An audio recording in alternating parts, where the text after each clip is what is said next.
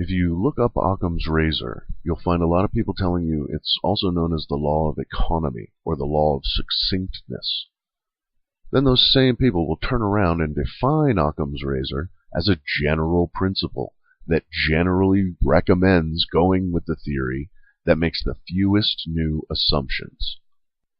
Right off the bat, I have a problem. I'm not familiar with laws that recommend things. I'm familiar with laws that dictate things. In its purest form, Occam's razor states entities should not be multiplied unnecessarily, which to me means if one ghost is enough to explain all the poltergeist activity at your house, then you don't need to be assuming you've got Caesar's 12th Legion in the den. But you don't need to be denying it either. Good advice about not relying on conclusions that have not been proven is not an argument against those conclusions. The way Occam's razor applies to scientists and thinkers is that when you have two competing theories that make exactly the same predictions, the simpler one is better. Brilliant. That's exactly what I want all my greatest minds doing. Thinking squarely within the box. Simplicity here means how little we have to stretch the current model in order to account for the phenomenon observed.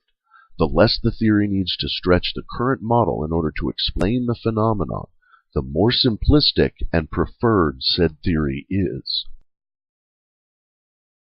When Occam's razor is used in general, it has a counter-revolutionary effect on science, which is precisely where you want all your revolutions.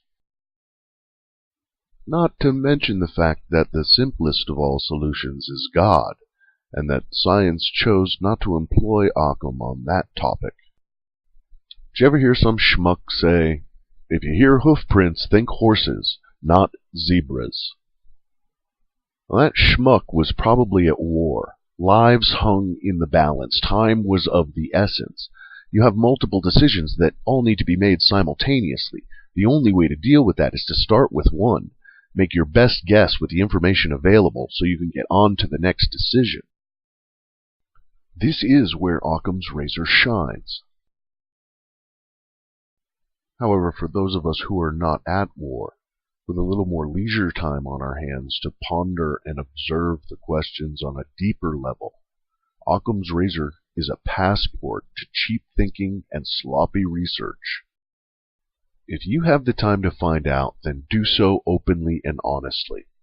Some people would tell you you owe it to the men and women who are at war, and are forced to see the world in shades of black, white, and red. You owe it to them to use your 10 million color high-definition capabilities and tell them whether or not those hoof prints are just elk. You owe yourself better than economical thinking and succinct research.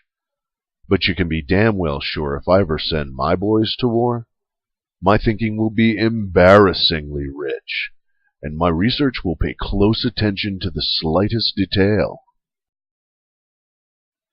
Occam's razor is a hazy and unspecific guideline, best used in very specific circumstances, and those circumstances are when time is of the essence.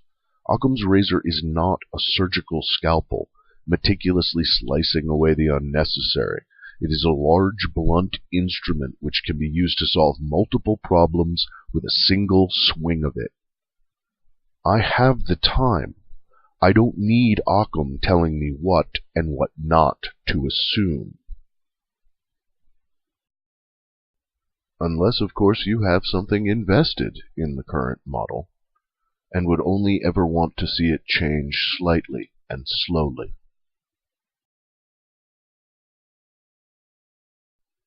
In Through the Looking Glass by Lewis Carroll, Alice says to the Queen, "I can't believe that." The Queen says, "Why not?" She says, "It's impossible." The Queen says, "At your age, I could believe 3 impossible things before breakfast."